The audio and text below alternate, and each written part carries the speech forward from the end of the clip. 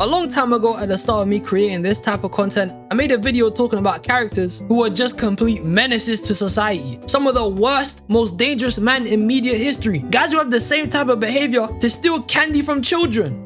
I'm not gonna lie, I will do that as well. But the point is that I spent time talking about some of the most devious, crazy, intuitive guys that I've ever seen in my entire life.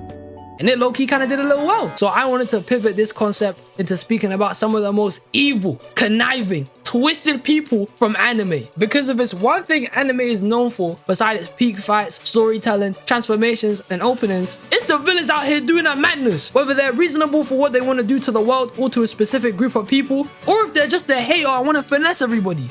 Either way though, I can respect their game, man. And for today's video, I've gathered some of the most crazy types of anime villains and just wanted to expose these men and their nefarious antics. Cause half the shit these people have committed is diabolical and they need to do a life sentence in jail, I swear to God. And without wasting any more time, let's jump straight into case number 1. And you man might want to sit down for this one, because I got a sponsor, man. This video is sponsored by Private Internet Access. Did you know that when you connect to the internet at public places like airports or coffee shops, someone could just go ahead and steal the data? I know, it sounds crazy, but that's exactly why I use Private Internet Access, also known as PIA for short. I started using PIA because I'm always online, uploading, editing, doing my YouTube business, or if I'm just on public Wi-Fi. And I don't really mess with the fact that my information is publicly exposed like that. It's weird, but with PIA, it protects your data by hiding your own IP address and encrypting your connection through their own secure servers, so your information stays private. It also comes with additional benefits, such as streaming. So if you ever try to watch a show or anime and it's locked to another country, PIA lets you switch regions easily. So if you're trying to watch goated anime like Attack on Titan or other shows that aren't available where you live, you can just change your location to Japan and boom, now you can watch it on your streaming services. PIA works on all platforms, with you being able to protect all your devices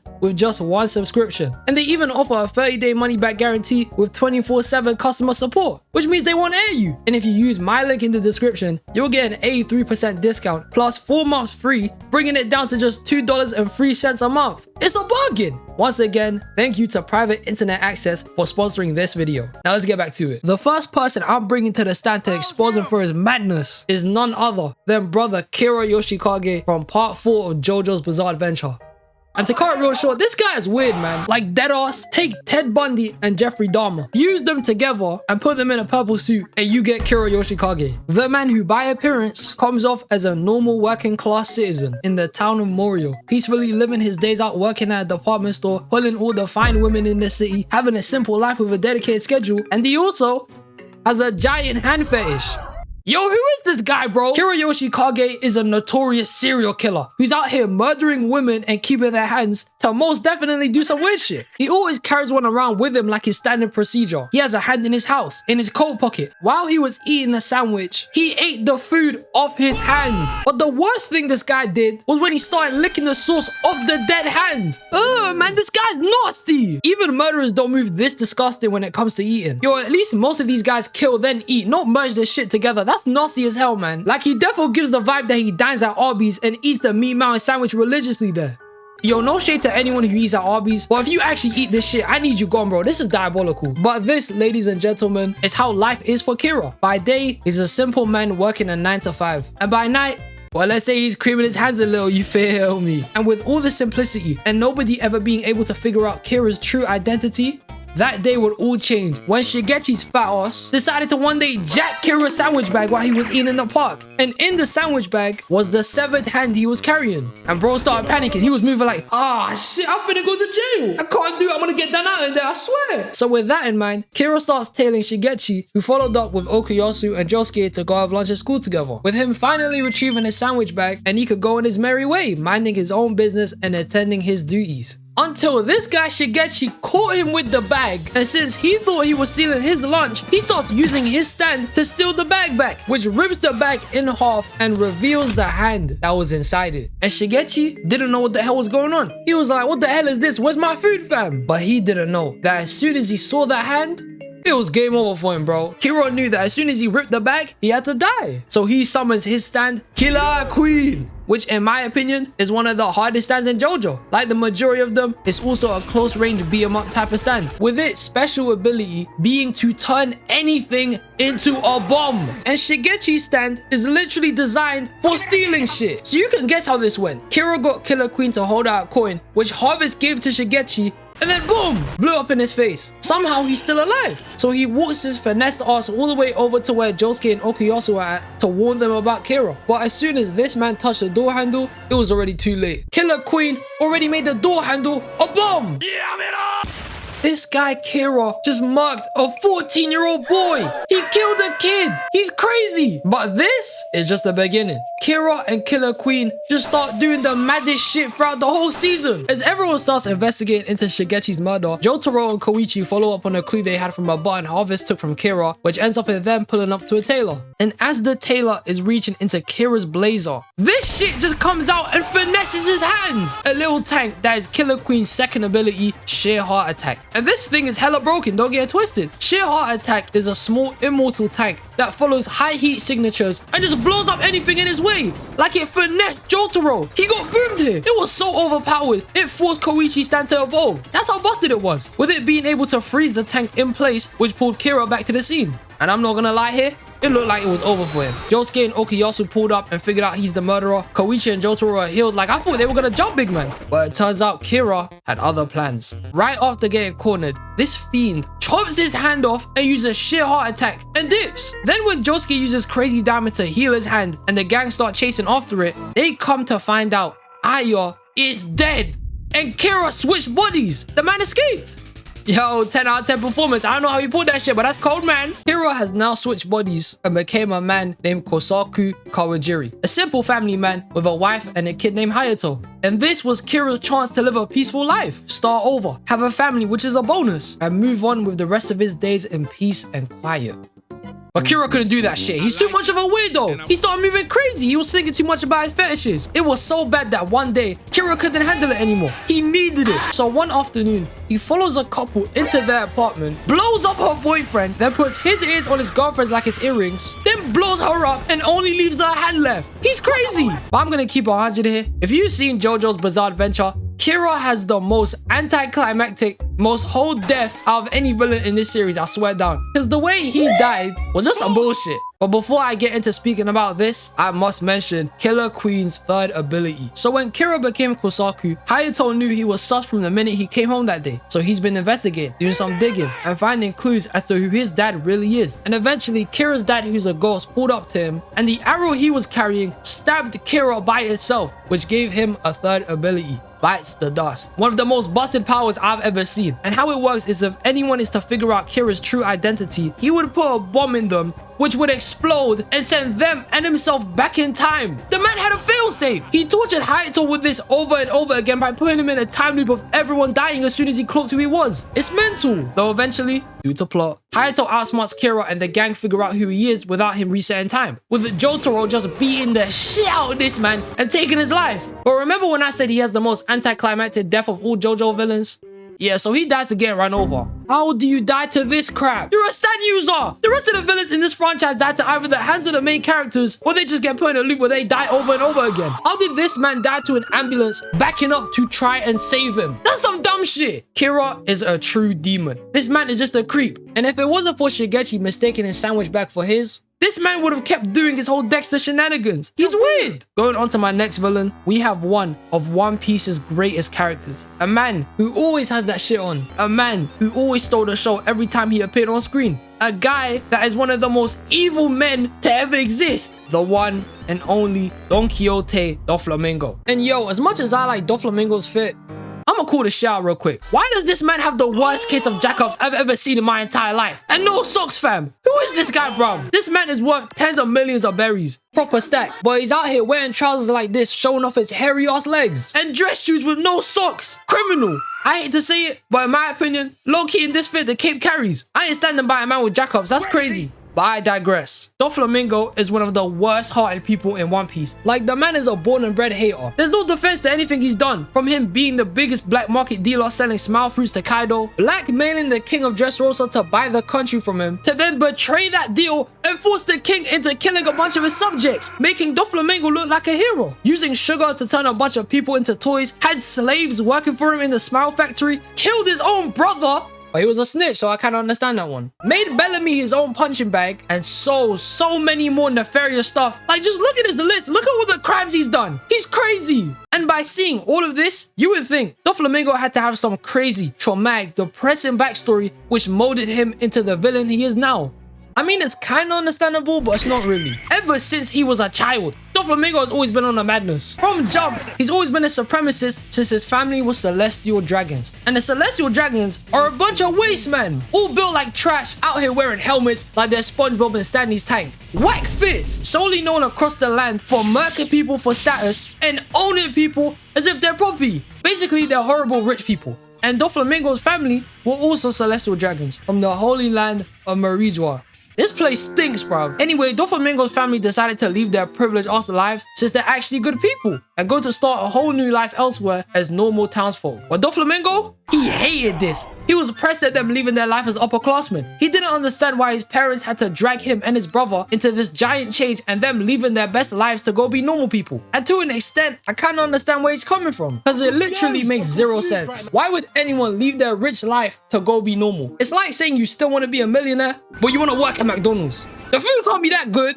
I love my sweet chili wraps though. They're amazing. It doesn't make any sense. Like, I'm as humble as the next person, but even I know that's some bullshit. And oblivious to all the malevolent actions celestial dragons have caused, his dad reveals to the public that he is one, which gets their house burnt down. And the people are angry. They hate celestial dragons, and they just start chasing them down house to house to kill them, which gets their family to settle down in this rundown shack. His dad even asked to come back to Marijua, and the celestial dragon said hell nah and just hanged up on him. Doflamingo and his brother used to get beat up as kids, and the environment they were in was so bad, their mom died. Their father indirectly caused this shit. No wonder this guy turned out the way he was. They took his life from him. But eventually the townsfolk found them and were trying to kill these men by burning them alive, which got Doflamingo so vexed, he unlocked his conqueror's haki and knocked out everyone. And I'm counting this as self-defense, because Doflamingo's family ain't done shit and they trying to kill them. It's crazy. But you see what classism does to people, ladies and gentlemen? This is exactly why you should share your money, so we don't have these stupid tiers to society, and so we can all live in peace and harmony. So here's my cash app, but for what it's worth, it's kinda understandable to what reinforced Doflamingo's hate and mindset. Like, imagine as a kid, you had everything, and it just got taken away from you because your dad thought it would be better for you to be broke. I guarantee you, none of us are gonna be happy after hearing that. We're all gonna tweet. But for what Doflamingo did after this moment, yeah, I'm not defending this guy. So after Doflamingo saves his family, he meets a man who later will become one of his top executives, Treble, this ugly ass guy who convinced Doflamingo to kill his father, which he ends up doing since he thought by bringing his head back to Marijua, he could rejoin the Holy Land. And they said, hell no, we ain't letting you back in. So when all else failed, Doflamingo turned to a life of crime, establishing the Donquixote pirates, and just causing a bunch of bullshit across the world, making a bunch of guns, drugs, somehow becoming a warlord of the sea, finessing marines, making Smoker look weak, cutting Or's foot off, and just moving like a tyrant for the rest of One Piece, firing straight bullets into Law. And real quick, you see Law and Dressrosa? Oh my days, bro, I gotta get off my chest. It took one arc for this guy to go from making people switch bodies, lifting a whole navy ship, and cutting a whole goddamn island in half, to just getting his shit rocked like 100 episodes later. It doesn't make any sense. This man became sorry, getting packed up several times, even using his strongest move against Doflamingo, and it didn't do shit. Useless. Yo, they hold Law and Dressrosa, man. I was low-key crying at this. I love this guy. And they just made him look weak. That's not fair. But that doesn't change the fact that Doflamingo is a demon. The guy rules with an iron fist and made everyone else suffer for his own amusement. He even tried to kill Moria in Marineford. Who am I kidding? This guy would have done all of us a favor, fam. But he is truly a menace, even being one of the first few people in One Piece to awaken his devil fruit, changing the whole of Dressrosa into a bunch of string. His powers are busted. He can swing like Spider-Man, summon the birdcage which destroys whole islands, and he was even able to patch up his organs back together. That's how he survived Law's gamma knife. He's just that guy who got finessed by Luffy and now he's in jail. But all in all, he's still diabolical. Moving on to my next villain who's just evil incarnate is Junko Enoshima from Danganronpa. Now, I've previously mentioned Danganronpa in a video where I spoke about death games I'm surviving. Y'all should go check it out. But the reason why the death game even exists is because of this woman right here, Junko Enoshima, a 17-year-old schoolgirl who used to be a student at Hope's Peak Academy, a school of which only people with specific talents are recruited to. And Junko's talent is being the ultimate fashionista, which is so far from being a genocidal maniac, but I'ma get there. With Junko having a very successful modeling career and a lot of publicity, it gave her the opportunity to join Hope's Peak, which is where she set up the first killing game, nicknamed The Tragedy at Hope's Peak Academy, in where Junko, alongside her sister Mukuro Ikusaba, the ultimate soldier, got the student council of Hope's Peak to go ahead and murder each other. And if they didn't, Mukuro was just gonna kill them anyway. So they were pretty much cooked here, with Junko pulling up and having a bunch of blackmailing material that they would either want or would just ruin their lives completely. Money, kidnapping family, grudges, secrets that would completely derail everything for them and ruin their lives forever. And thus, with these actions being placed into motion, the first killing game began. Everyone started moving crazy. Murder this, murder that. Shit went from 0 to 100 real quick. Everyone started massacring each other, shooting each other, shanking each other, just doing any bad thing imaginable to themselves, ending anyone in sight. It was mad. Ladies and gentlemen, it was horrific. So once the killing subsided and there was only one guy left, another man joined the battlefield, Izuru Kamakura. Now, before I keep yapping about Junko's crazy antics, I think I need to tell you a little something about Kamakura. Izuru Kamakura is a product of an experiment the school ran to create what's known as the ultimate hope. They were tying science to being talented. Shit's crazy. And the test subject of this was a boy named Hajime Hinata, who had no talent and only made it into Hope's Peak by enrolling into the reserve course for the normies. Yeah, they were kind of separated. They had favorites here. And with Hajime undergoing surgery to become Kamakura, he lost all his memories and just became hella nonchalant. So when it came down to him first meeting Junko and hearing her motives, he just decided to tag along because he's bored. Fair enough, man. So once Kamakura pulled up, he knocks the hell out of the last guy, and then that guy gets deleted while Junko starts breaking into her strategy. After the killing game, she uses tapes of the event to broadcast them to the parents, police, and students of the reserve course to showcase Kamakura's existence, saying that Hope's Peak have been experimenting to create talented people, which basically made the parents feel like dickheads for spending their money sending their kids to the school, made the people in the reserve course feel stupid knowing they're basically making people to get into the better classes, and making the police hella suspicious of illegal experimentation going on at a high school. She's basically sabotaging the school's name so they look terrible in the public eye. For what, you may ask? Well, I finna get into that. A little before she made the first game, she met a boy named Ryota Mitarai, the ultimate animator who dreams of making his own anime one day. And that's beside the point. The most interesting thing about this guy is that he uses specific techniques in his animation to basically make some sort of eye candy for the viewers. Or as it literally is called in the anime, he has brainwashing techniques. So with Junko hearing that, the plan was in motion. Using the footage from the first killing game, combined with the techniques Ryota used to make anime, Junko created a whole brainwashing video that would turn people crazy for despair, essentially making them enjoy killing people. The woman is wicked, and our first targets to use this footage against were none other than the upperclassmen on the ultimate course, which is just the main class from the second game. So by brainwashing their teacher, making the class hella concerned, which got them to go looking for her, that same teacher led the student class rep, Chiaki, into the first torture game. While the rest of the class made their way into the same exact room the trials are held in, and had a front row seat to Chiaki's punishment. And this shit is one of the saddest things I've ever seen. She starts running through some temple run type dungeon, trying to avoid all the traps and things in there designed to kill her. And while she's in there, everyone else is witnessing her in the punishment, which in turn is brainwashing them, making them vulnerable to the despair video Junko manipulated Ryota to make. And as Chiaki thinks she's made it safe and sound to the comfort of her class, she gets shot with a spike and impaled by a room full of them. Shit was tough, man. And that was it. Junko got what she needed to turn the same class of people into murderers. All of them became crazy, started wiping out the general public. She relayed the same video to all the other students at the school, and they started deleting themselves. And if you're wondering how this class caused the end of the world, some of these man's ultimates are stupid. This guy, Yakuza member, used the whole Yakuza to kill a bunch of people. This guy, ultimate chef, poisoned all the food in the world. This girl, ultimate swordsman, she started soloing a bunch of people. And on top top of that, Monokuma robots were being made, which were just taking people out in the streets, and the whole world was just cooked then.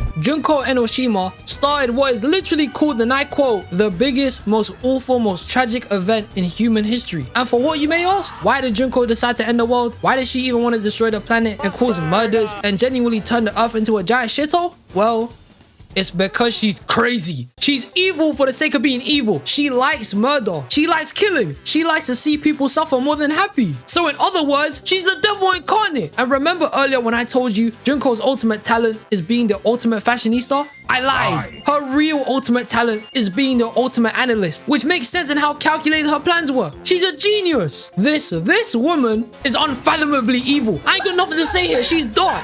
But Junko is nothing compared to the last person I have in this video. To the viewers still watching by this point, I've spoken a lot about crash outs in my time. Reasonable, unreasonable, evil, not evil, menacing, and just pure good. But this boy I'm about to bring up last is by far the worst person in this video. Sure, he might not have done the same shit as the rest of these guys, but I want you to remember, he's the youngest person to be doing any of this shit in the history of all evil villains. This child is the devil. And this ain't no metaphor, I really mean it this time. You have to understand, he really likes that fried chicken.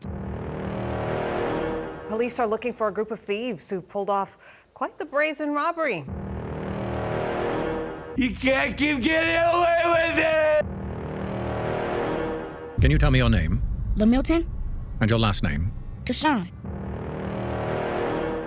In my life, I've met a lot of crazy people, but this kid is the craziest guy I've ever seen, Milton. Now, when anyone talks about any menaces from the Boondocks, they usually only talk about Stinkmeaner, his hate toward Robert Freeman, the long vendetta he had toward the Freeman family, even cloning himself to spend the rest of his days trolling them. Well, what if I told you, me personally, I think Milton is worse than Stinkmeaner, solely because Stinkmeaner was dedicated to be a hater after he lost his eyesight, whereas Milton commits all of the crimes I'm about to tell you, man, and he's only 8 years old. So let me just run through everything Milton's done in the show, because he's a different type of evil. He stole his grandma's car and started driving it around like he's a madman, just causing a bunch of mayhem everywhere he went. He was smoking cigarettes. He admits constantly that he likes hurting people and doing bad things. Like, look at his mugshot. Why is he so confident here? He's stunting for his jail photo. What the hell is this man doing? And bless this guy's grandma, because apparently she's too dumb to see how crazy her 8-year-old grandson is. This kid is more menacing than Sukuna. Shit, he's on par with Frieza. And even after being forced by his grandma to apologize to the Freeman family about his actions, that was all some bullshit. Because the next time we hear from Milton, he beat up his grandma. Elder abuse. Charge this guy. Yo, this kid is so mad that a whole school counselor started tailing him. Then he pulled up to the Freeman house and started telling Granddad and Huey how much of a parasite this kid was, saying that he spent 2 years trying to help him and then another 2 years trying to lock him away. It was bad enough that Milton stole his grandma's car, but the fact that somebody from a school is following up on him is crazy. But this isn't even the worst to come with this guy, because what he does in the second half of this episode is mortifying. After Riley and Milton do a bunch of hooligan shit together, Riley decided he's tired and done for the day. And that's when Milton convinces him to watch movies at his house. Now you see right here, when they pull up to his crib, this is when you see this child is a psychopath. So when Huey starts chilling at Milton's house, Milton decides to put on a scary movie. Riley asks him, why do you watch these movies all the time? And this guy Milton just replies with, I like watching people get hurt. It looks fun to me. I want to hurt people. Brother, when I heard this for the first time, I was so lost. Whose mans is this? Where are his parents? Then Milton says that he wants to show Riley something. And this guy just pulls out a strap, fully loaded, magazine full pistol, telling Riley now they can hurt whoever they want, whenever they want. And then he forces Riley to go with him because he has a blick in his hands. An 8-year-old held another 8-year-old hostage. This guy's evil. Then the next day, Milton pulls up on Riley, asking him why haven't they hung out to go be menaces again, with Riley just saying, I don't want to chill with you no more. Then this man just threatens him again with the blick. So Milton forces Riley to chill with him, telling him that they're gonna go rob this house and steal everything in there, until a dog starts barking at them crazy. Riley wanted to leave, but Milton, he takes his gun and deletes the dog from existence. He murked the dog for nothing. What the hell am I even supposed to say here? He's a demon. But don't worry, Milton has finally been backed by the police. They got him. Finally, the streets will be safer and life will be a lot more joyous again with this maniac off the streets. So Milton got out of jail the next day. After Riley finishes detention, boom! Milton was waiting for him. Started threatening him like crazy, pulling out the blick once more. Then Riley jacked his gun, paced all the way up the stairs, and dashed it off the building, leading to Milton to just give Riley a hefty bang in the face. And then these men get to scrapping. Eventually, Milton is beaten and he's dangling off the side of the building, with only Riley holding him up. Then, when Granddad Huey and the guy from the school pull up, the man from the school paces to Riley and forces him to drop Milton, with it ultimately leading to his untimely demise. Oh, I like Milton survived the fall, man. Then the school counselor just yeets himself onto Milton and tries to mark him. Again, this guy was dedicated. He knew the type of menace he was. Milton is the scariest 8-year-old I've ever seen in my life. And the most craziest thing about Milton is, you know how most of whatever happens in the Boondocks is based off real events? Milton is based off a real kid, Latarian Milton, who stole his grandma's car and crashed it like a madman. I guess you could say he liked doing bad things. Milton is the most dangerous person mentioned in this video because he accomplished all of this at 8. Imagine what he's capable of doing at 10, 12, 16, 20. The possibilities are endless. He would have ended the world worse than Junko. And if I ever saw Milton, I'm calling it quits, bro. My life is over. But these were some guys in anime that are just the definition of menaces. If you man got any more I haven't mentioned, I want to see some in a future video like this, let me see it in the comments down below, man. Also, I will be doing a future upload that has something to do with public transport. I'm not going to disclose what it is, but it's going to be nice. So, I've decided to include some of you man in the video by asking you to share some of your most crazy, tragic, scary stories on public transport. Whether it's the people, the transport in itself, or I don't know, it just has to include transport or something. I'd appreciate it if you could give me a genuine story, but please don't send me a story that's completely unrelated to the topic. I've seen a bunch of stories that have nothing to do with what I asked for, and it literally says public transport stories. What are you doing? So only send stories that have something related to public transport. Once again, I appreciate all you man for staying till the end. I hope you have a blessed day, and in conclusion, I like doing bad things.